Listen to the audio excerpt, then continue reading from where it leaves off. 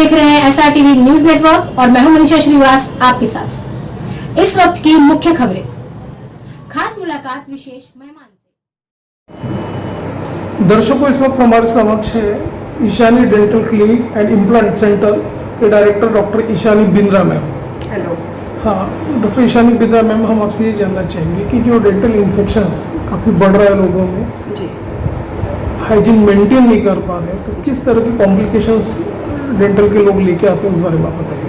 Basically आजकल लोगों को, पहले ज़माने से भी लोगों को ऐसे लगता था कि अगर हम दांतों की सफाई करते हैं तो दांत लूज पड़ जाते हैं, ये ढीले पड़ जाते हैं और दांत गिर जाते हैं। बट ऐसा नहीं है। अगर हम एक साल में 2 बार डेंटल चेकअप कराते हैं, दांत की सफाई करते हैं, तो दांतों में और मसूड़ों में इन्फेक्शन नहीं होता है। इसके अलावा जो मोस्ट कॉमन और दूसरी चीज़ जो हम देखते हैं वो है कैविटीज़। आम आदमी को ऐसे लगता है कि कीड़ लग जाती है तो सिर्फ एक मसाला भरते हैं या फिर कोई रेस्ट फिलिंग करते हैं, उससे कीड़ ठीक हो जाती है। बट अगर सही समय पे उसका ट्रीटमेंट नहीं होता है तो वही कीड़ हमारे नस तक पहुंच जाती है, जिससे सूजन आती है, दांत खराब होता है, कई बार दांत फ्रैक्चर भी हो जाता है और इवेंचुअली पेशेंट का दांत गिर जाता है। आमतौर पर ये भी देखा गया कि जो लोग ब्रश नहीं करते हैं उनके इसमें देखा कि डेब्रीज आ जाती है, कैल्कस आ जाता है, जी, कैविटीज और जिंजिटिविटीज के भी प्रॉब्लम काफ़ी बढ़ जाते हैं, तो उसको अवॉइड करने के लिए किस तरह के प्रोसीजर होने चाहिए, उस बारे में बताइए। बेसिकली स्टडीज़ ने बताया है कि जब हम दांत को ब्रश करते हैं तो हमारे दांत का सिर्फ 60% जो सरफेस है वो क्लीन होता है। हर इंसान ने फ्लॉसिंग करना चाहिए, उससे दांत का बचा हुआ जो 40% सरफेस है वो क्लीन होता है। ज़्यादातर लोग ब्रशिंग ज़रूर करते हैं बट फ्लॉसिंग पे ध्यान नहीं देते हैं। तो मैं बोलूँगी कि अपार्ट फ्रॉम जैसे ब्रशिंग है, फ्लॉसिंग भी करना चाहिए। उसके अलावा दिन में 2 बार ब्रश करना चाहिए। टाइमर के हिसाब से 2 मिनट तक की ब्रशिंग की साइकिल रहनी चाहिए। ये भी देखा गया कि जो ब्रश टेक्निक्स जैसे सर्कुलर इसमें चाहिए मोड़ भी, वैसा ना हो के अलग ही प्रोसीजर से लोग करते, तो उसका खामियाजा किस तरह से भुगतना पड़ता है, उस बारे में बताइए। अगर हम प्रॉपर ब्रशिंग टेक्निक नहीं यूज़ करते, वैसे जो ब्रशिंग टेक्निक है हमको कभी भी लेफ्ट राइट ऐसे दांत घस के साफ नहीं करना है। हमको थोड़ा दांत 45 डिग्री एंगल में पकड़ के सर्कुलर मोशन से ब्रशिंग करना पड़ता है। अगर हम स्ट्रेट या फिर वर्टिकल ब्रश करते हैं तो उससे दांत घसते भी हैं, दांत पे जो भी प्लाग वगैरह जमा होता है वो निकलता भी नहीं है और यही प्लाग जो होता है वो आगे जाके जिंजिवाइटिस कॉज करता है। ये भी देखा कि जिनके टूथ लॉस हुए हैं तो उन्होंने कन्वेंशनल मोड में ब्रिज का इस्तेमाल किया गया था, लेकिन अभी एक नई इम्प्लांट की प्रोसीजर आई है, तो ये किस तरह की प्रोसीजर्स होती है, उस बारे में बताइए। पहले क्या होता था कि जब इम्प्लांट नहीं था तो हम आजू बाजू के दांत से सपोर्ट लेते थे और बीच का जो दांत नहीं है वो हम रिप्लेस कर देते थे। बट अब इम्प्लांट जो नया प्रोसेस है जिसको हम डेंटल इम्प्लांट कहते हैं, वो एक स्क्रू तरीके का चीज़ रहता है जिसको हम हड्डी में ड्रिल कर देते हैं और उसके सपोर्ट से हम एक सिंगल दांत लगा देते हैं।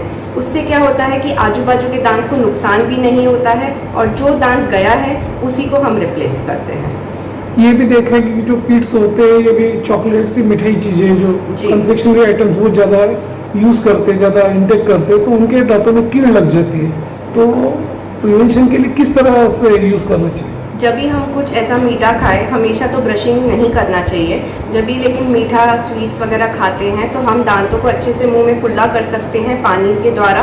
2 बार ब्रशिंग अगर हम प्रॉपरली करते हैं, फ्लॉसिंग करते हैं, उसके अलावा अगर हम माउथ वॉश यूज़ करते हैं, अच्छे से हाइजीन मेंटेन करते हैं, तो ये सब प्रॉब्लम नहीं आती।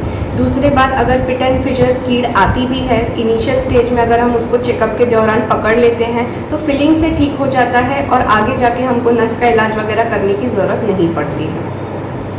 मैम, देखा गया है कि जो 2 साल से 8 साल तक के जो बच्चे हैं जो बाहर का फास्ट फूड खा रहे हैं तो उन्हें कैविटीज़ की जो प्रॉब्लम्स होती है और उनके दांत खराब होने लगते हैं, तो इसका क्या उपाय है। बच्चों को अपने पेरेंट्स ने हेल्प करना चाहिए ब्रशिंग करने के लिए। जब बच्चा ब्रश करता है तो पेरेंट्स ने उसको असिस्ट करना चाहिए। इसके अलावा अगर 3 साल की उम्र के ऊपर बच्चा है तो उसको फ्लोरिडेटेड टूथपेस्ट यूज़ करने देना चाहिए। अगर बच्चा चॉकलेट, नमकीन ऐसा कुछ खाता है तो उसको पानी से कुल्ला करा देना चाहिए। ऐसे बच्चों की हाइजीन मेंटेन करनी चाहिए। साल में अगर हम 2 बार बच्चों का भी चेकअप कराते हैं तो फिर ये जो कैविटीज़ होती है वो प्रोग्रेस नहीं करती है। जिन्हें अनकंट्रोल डायबिटीज़ है, तो ऐसे जो पेशेंट हैं तो उन्हें डेंटल केयर में किस तरह की सावधानी रखना चाहिए उस बारे में बताइए। बिल्कुल, सबसे पहली बात तो अपनी डायबिटीज़ अंडर कंट्रोल रखनी चाहिए, हर समय डायबिटीज़ को मॉनिटर करना चाहिए। उसके बाद प्रॉपर ब्रशिंग करनी चाहिए। डायबिटिक्स के लिए आजकल अलग अलग टाइप के टूथपेस्ट भी आए हैं मार्केट में, जिससे उनके गम्स भी हेल्दी रहते हैं और दांत भी हेल्दी रहते हैं। ऐसे पेस्ट वगैरह यूज़ करना चाहिए। बीच में ये भी देखा गया था कि कोरोना काल में काफ़ी लोगों को म्यूकोरमाइसिस हो गया था, जी। डेंटल इन्फेक्शन इतना बढ़ गया था कि उनको ऊपर का जॉस भी निकालना पड़ रहा था। बिल्कुल। तो आप बताइए कि इस तरह का आना नहीं चाहिए इन्फेक्शंस, तो किस तरह से केयरफुल रहना चाहिए? ये सब तो इन्फेक्शंस इसलिए आए थे बिकॉज हम लोग कोरोना के ट्रीटमेंट के लिए ड्रग्स वैसे यूज़ करे थे, जिसके कॉम्प्लिकेशन की वजह से ऐसे इन्फेक्शन आए थे। बट अगर हमको ओवरऑल मुंह की हाइजीन मेंटेन करनी है और इन्फेक्शन नहीं होना चाहिए, तो कोई भी डेंटिस्ट के पास आप साल में 2 बार जाइए, 6 मंथली चेकअप कराइए, क्लीनिंग कराइए। क्लीनिंग एंड पॉलिशिंग एक प्रोसेस रहती है जिसमें दांत पे जो भी मटेरियल जमा होता है वो निकाल देते हैं, दांत के सरफेस को पॉलिश करते हैं। इससे गम्स भी हेल्दी रहते हैं और दांत भी हेल्दी रहते हैं। उसके अलावा प्रॉपर ब्रशिंग प्रॉपर टेक्निक से करिए, माउथ वॉश यूज़ करिए, काफ़ी है इतना। शहर और विदर्भ के दर्शक आपको लाइव देख रहे हैं। डॉक्टर ईश्वरी मैम, जैसा आपने बताया कि डेंटल इन्फेक्शंस क्या होता है, किस तरह से उसका ट्रीटमेंट किया जाता है, किस तरह से प्रिवेंशन का रास्ता होता है, तो आप ये भी बताते चले जो युवा पीढ़ी है पर्टिकुलरली जिनके टेढ़े मेढ़े दांत हैं, ऑर्थोडेंटिक्स के प्रॉब्लम है, तो उन्होंने जो विनियर जो प्रोसेस जो होती है वो किस तरह की प्रोसेस होती है, टेढ़े मेढ़े दांत को किस तरह से सीधा किया जाए उस बारे में बताइए। टेढ़े मेढ़े दांत अगर हैं तो एक तो हम पिन लगा के सीधा कर सकते हैं। पिन भी 2-3 तरीके की आती है, पहले मेटल की पिन आती है, सिरेमिक की पिन आती है। बट अगर कोई इंसान ऑर्थो ट्रीटमेंट या ब्रेसेस के ट्रीटमेंट के लिए 1.5 साल तक अपना नहीं दे सकता है, तो एक प्रोसेस होता है वीनियर्स। तो वीनियर्स बेसिकली जिसको बोलते हैं contact lenses of the teeth, बिल्कुल दांत को हल्का सा शेप करना पड़ता है 0.5 mm, और एक वीनियर सिरेमिक मटेरियल रहता है जिसको हम दांत पे चिपका देते हैं। तो उससे स्माइल, कलर, शेप, शेड सब टीथ का चेंज हो जाता है और एक इवन स्माइल आ जाती है। जैसे कि हम डॉक्टर ईशानी मैम से लाइव टॉक कर रहे हैं और मैम का क्लिनिक का एड्रेस और उनका नंबर लाइव फ्लैश हो रहा है, स्क्रीन पे रोल आउट हो रहा है, तो मैम हमारे दर्शकों को आप ये भी बताइए, जो यंग दर्शक जो आपको लाइव देख रहे हैं, हमारे दर्शकों को ये भी बताइए कि जो फ्यूचर जिनका आगे चल के कैरियर है, ऐसे लोगों को दांत की जो समस्या आती है, ब्राइटनेस है, क्लीननेस जो वाइटनेस है, तो किस तरह से कॉस्मेटिक डेंटिस्ट्री होती है उस बारे में बताइए। या first phase of cosmetic dentistry में आजकल ज़्यादातर युवा लोग जो आते हैं मेरे पास में, वो बोलते हैं हमारे दांत पीले पड़ गए हैं, उनको एकदम वाइट दांत चाहिए। तो दांत पे टीथ वाइटनिंग की एक प्रोसेस होती है। 8 मिनट से लेके 15 मिनट में काफ़ी शेड दांत लाइट हो जाते हैं। हम एक ब्लीचिंग एजेंट जैसे दांत पे लगाते हैं। तो एक ये कॉस्मेटिक प्रोसेस है। दूसरा, आजकल टूथ ज्वेलरी भी चल रहा है। स्माइल करते करते लोगों को अपने दांत पे डायमंड भी अच्छे लगते हैं, तो युवा पीढ़ी आजकल वो भी लगवाती है। तीसरी पार्ट जो है वो है वीनियर्स। हर जन अपनी हॉलीवुड स्माइल कर सकता है वीनियर्स के थ्रू। शानी डेंटल क्लिनिक में आप ये बताइए कि किस तरह की लेटेस्ट मॉडर्न फैसिलिटीज इक्विपमेंट आपके यहाँ पे अवेलेबल, उस बारे में बताइए। हमारे पास एक टीथ वाइटनिंग की लाइट है।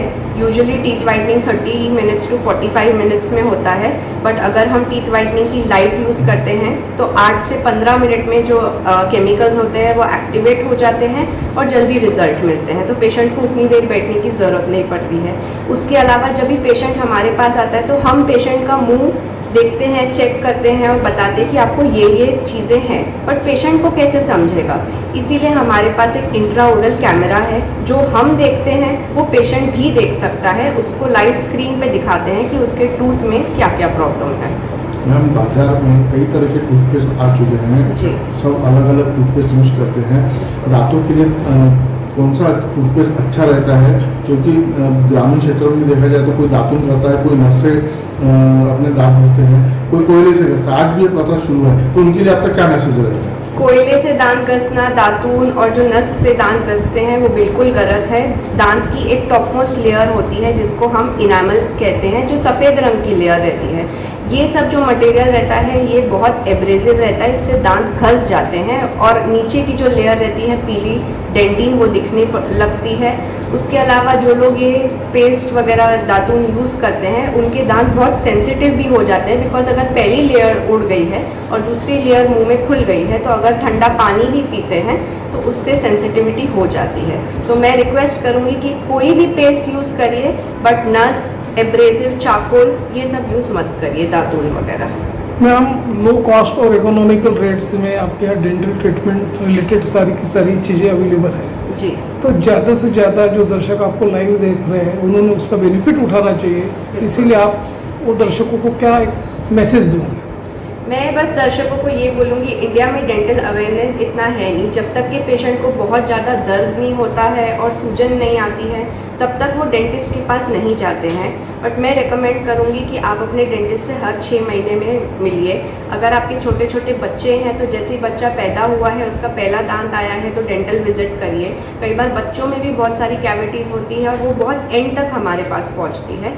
तो मैं यही रिक्वेस्ट करूँगी आप लोगों से कि प्रॉपर डेंटल हाइजीन मेंटेन करिए, एवरी 6 मंथली एक डेंटल चेकअप।